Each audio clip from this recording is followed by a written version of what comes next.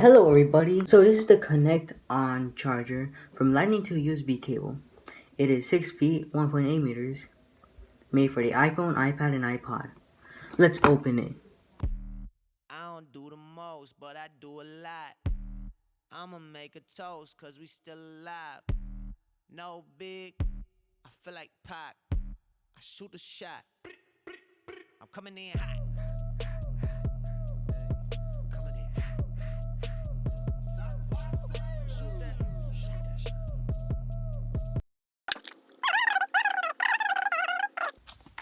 Alright, so we got to here.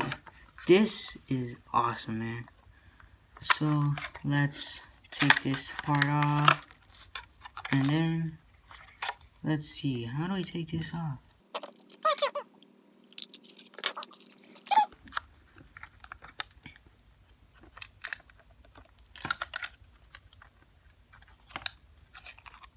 There you go. There's the USB, and here is the lightning cable. You see?